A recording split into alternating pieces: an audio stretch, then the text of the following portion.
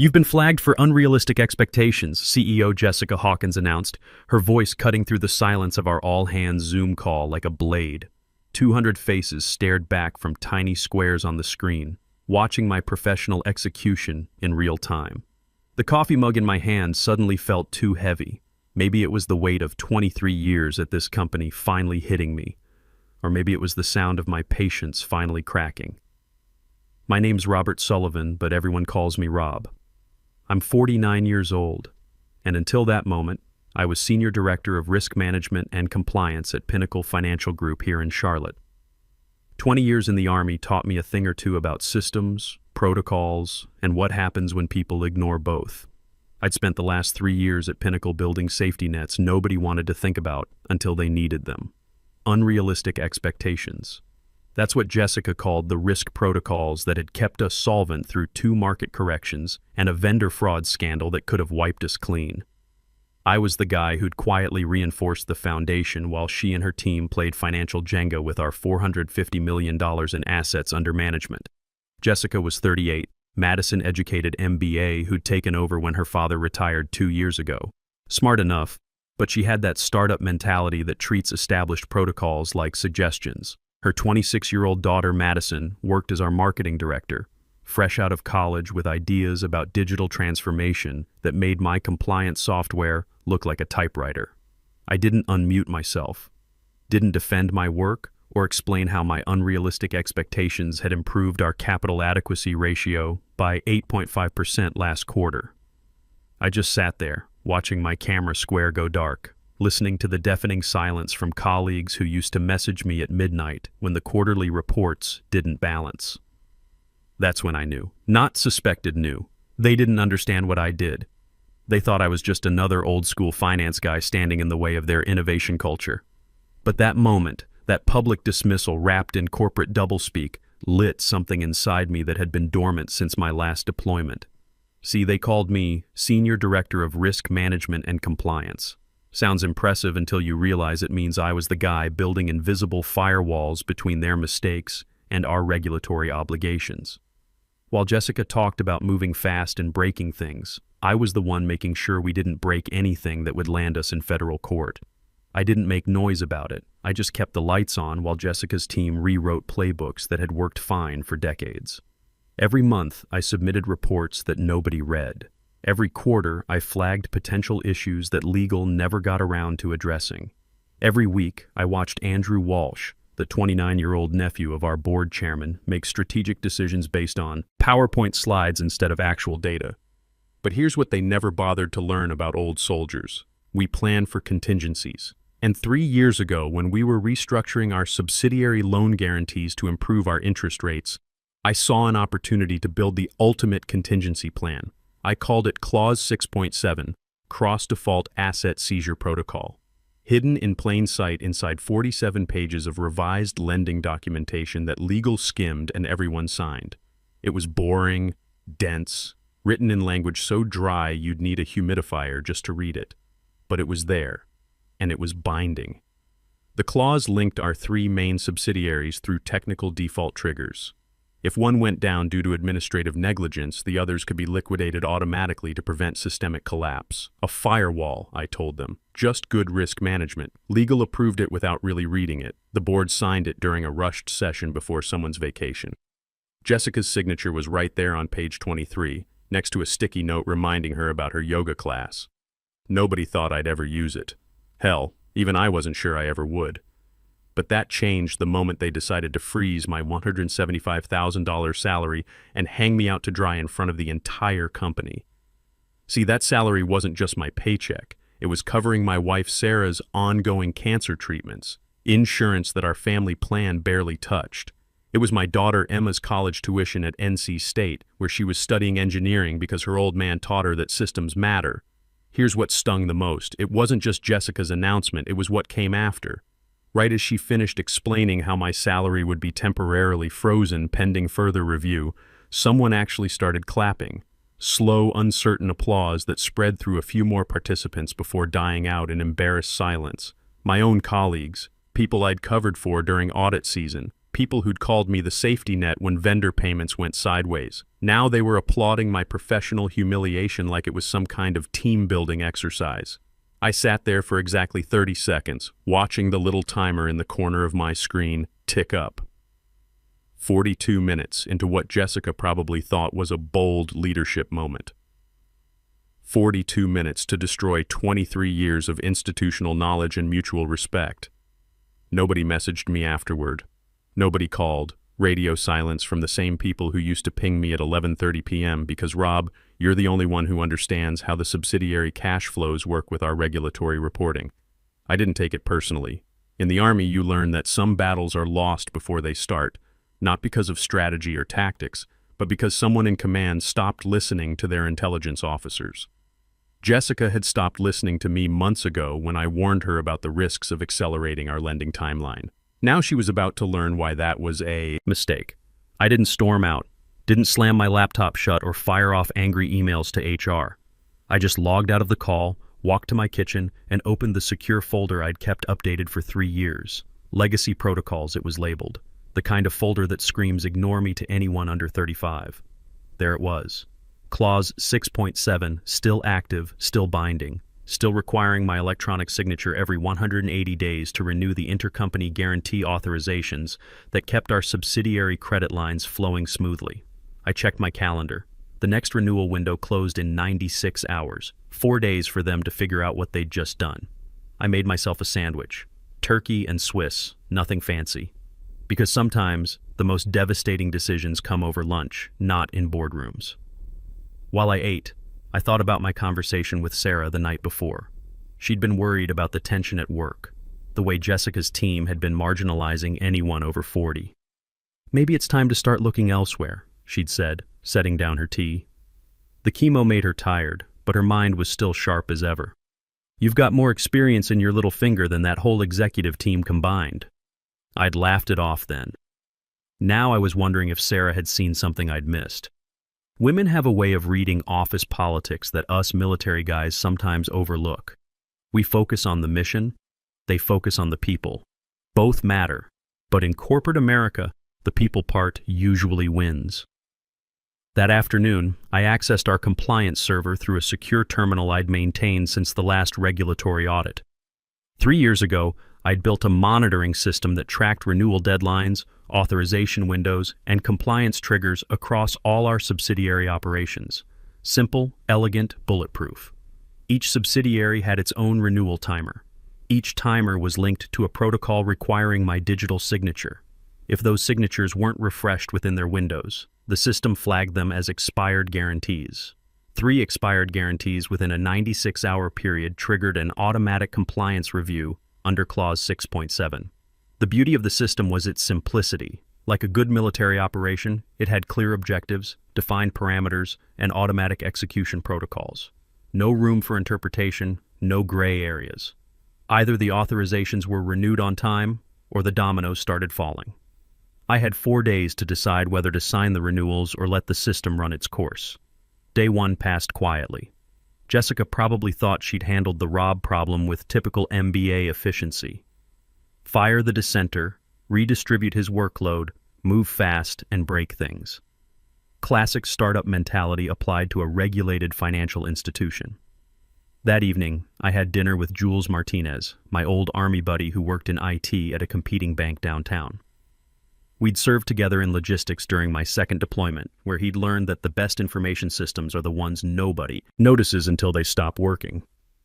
"Heard about your little announcement today," Jules said over his beer. "Word travels fast in Charlotte's banking community. Jessica making moves?" Something like that. Jules studied my face. 20 years of friendship teaches you when someone's holding cards close to their chest. You always were the careful one. Remember that supply depot in Kandahar? Everyone wanted to rush the inventory, but you insisted on triple-checking every serial number. Good thing, too. Turned out half the equipment had been diverted to black market sales.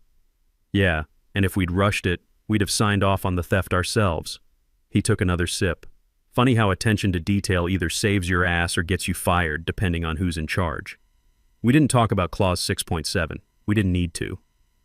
Jules understood systems the way I did. He knew that every complex organization has pressure points, places where small actions create big consequences. The trick is building those pressure points before you need them. Day 2 brought the first tremor. Brighton Holdings' $12.5 million credit facility required quarterly authorization renewal. The bank's automated system sent its usual reminder to my compliance inbox.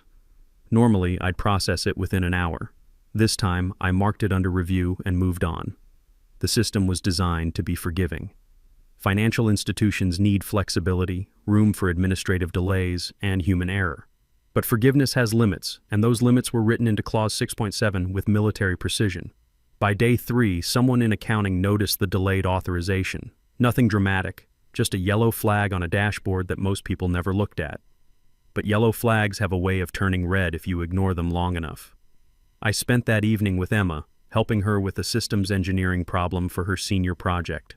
She was designing a fail-safe mechanism for a manufacturing process, something that would shut down production automatically if safety parameters were exceeded. The key, I told her, is making the system transparent enough that people trust it, but robust enough that it works even when they don't. Like what you built at work. Something like that.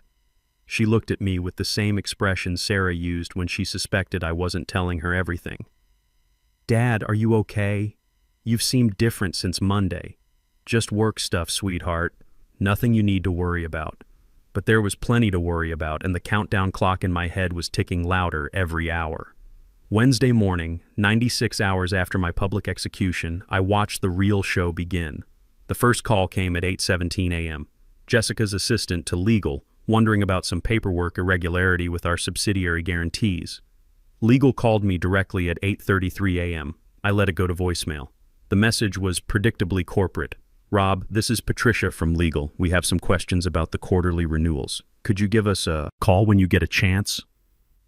No urgency in her voice. No recognition that the clock was ticking towards something they hadn't bothered to understand. By 9:15 a.m., they'd figured out what they were looking at. A cascade of expiring authorizations, all requiring the digital signature of the Director of Risk Management and Compliance. The same director whose access had been suspended pending review. At 10:22 a.m. my phone rang again. This time it was Jessica herself. "Rob," she said, her voice tight. "We need to talk." "About what?" I asked, genuinely curious. "The subsidiary renewals. There seems to be some kind of technical issue." "Technical issue?" "Your signatures. They're required for the quarterly authorizations and—" She paused. "And we can't process them without your active credentials." I let the silence stretch. In military negotiations, silence is a weapon. The first person to talk usually loses. "Rob, are you there? I'm here. Just wondering why you're calling me about work issues when my access is suspended." Another pause. "This is important. The Brighton facility expires in 6 hours. If we don't renew it..." "What happens if you don't renew it?" "It triggers a technical default on the intercompany guarantee." And we're not entirely sure what happens after that. That's when I knew they'd never actually read Clause 6.7. They'd signed it, approved it, filed it away, but nobody had bothered to understand what it actually did. Jessica's generation loves to talk about disruption and innovation, but they have no patience for documentation. They assume someone else read the fine print. "I'm sure your legal team can figure it out," I said. "Wasn't that the point of bringing in all that young talent?" I hung up. At 2:47 p.m., the Brighton facility officially expired. No renewal, no signature, no authorization. Just a simple administrative lapse that triggered the first domino in a chain reaction nobody saw coming.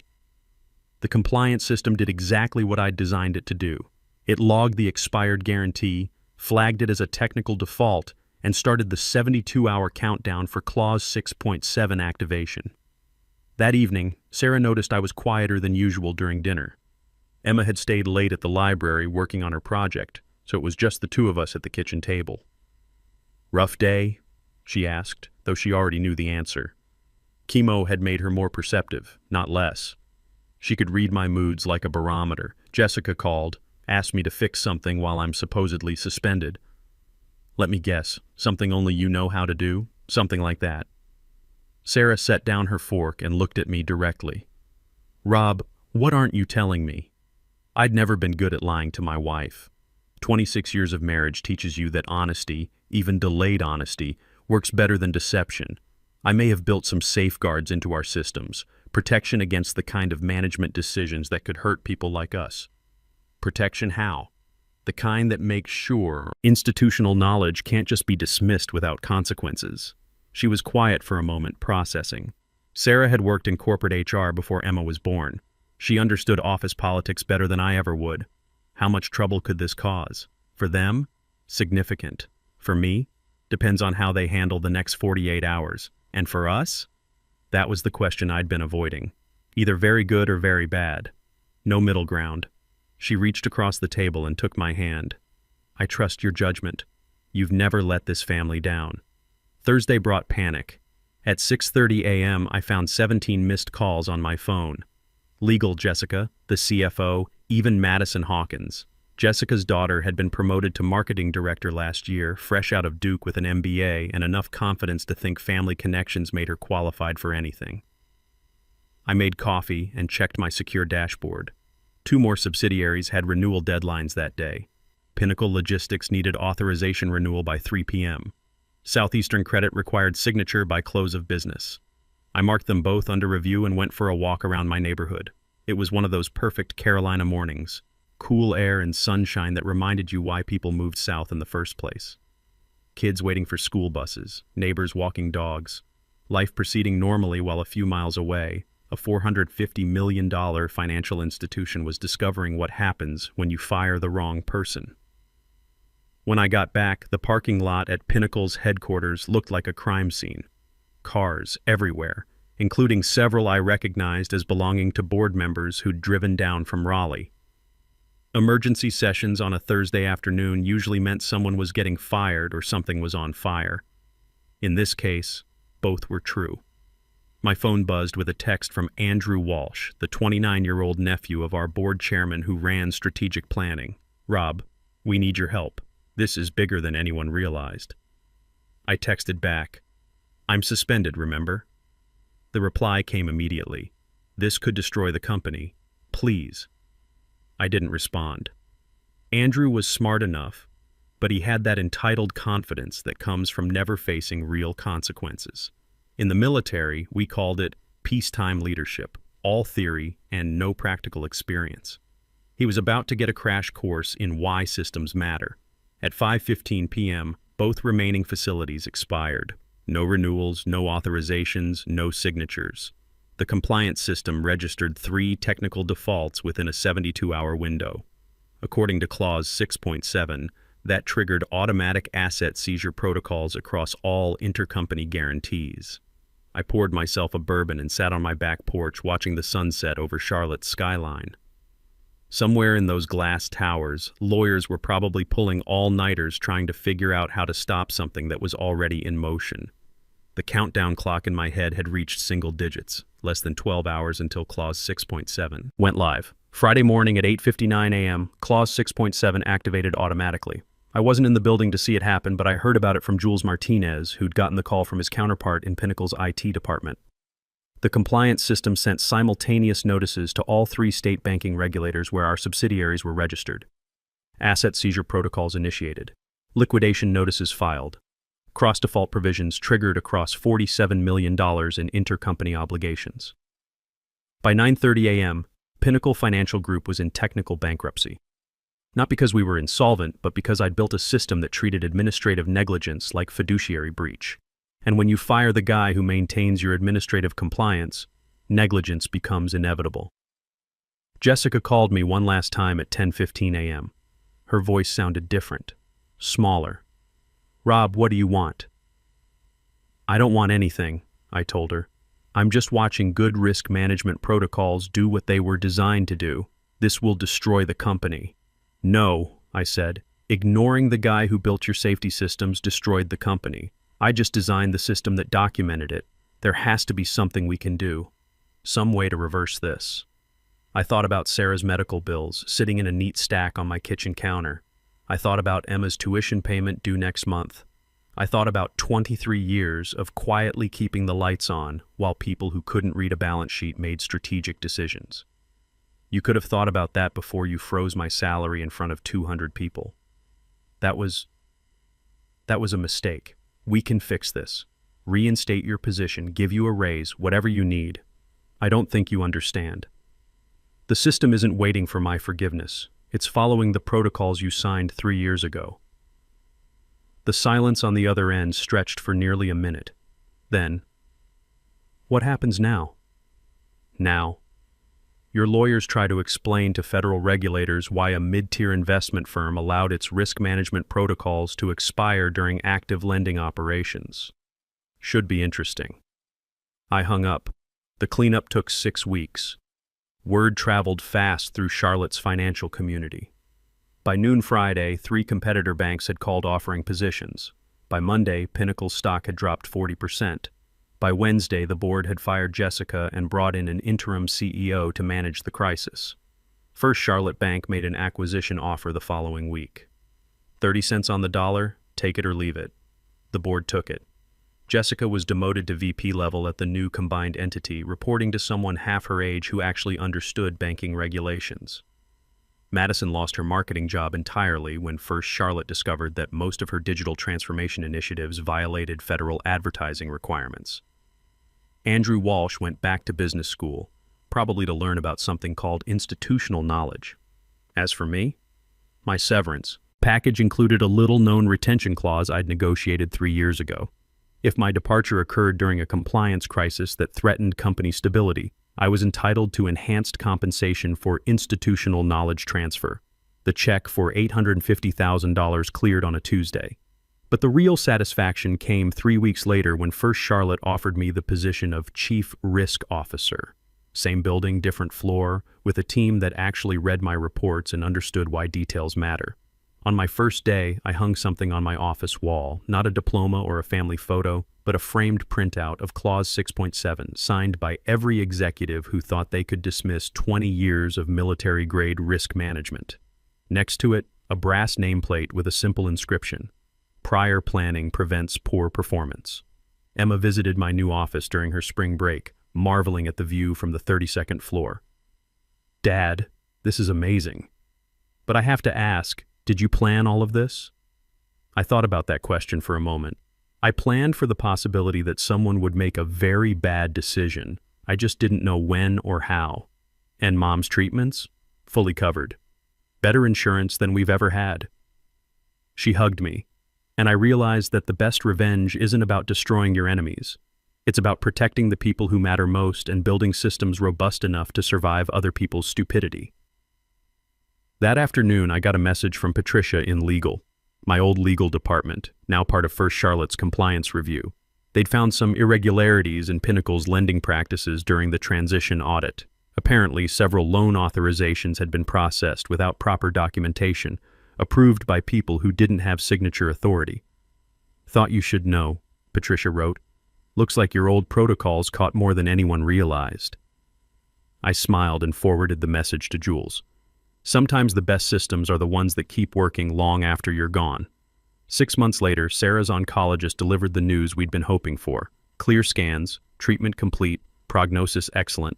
We celebrated at our favorite restaurant downtown, the one with a view of the Pinnacle building, where I'd spent 23 years building invisible safety nets. "Any regrets?" Sarah asked over dessert.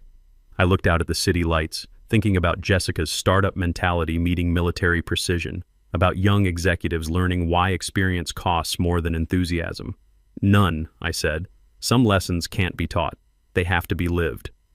We walked home hand in hand, past the building where I used to work, where a new team was probably learning to read the fine print and respect the people who write it. They never should have frozen the guy who built the thermostat. After all, in systems as in life, the most dangerous failures are the ones you can't see coming, especially when you fired everyone who could have warned you they were already here.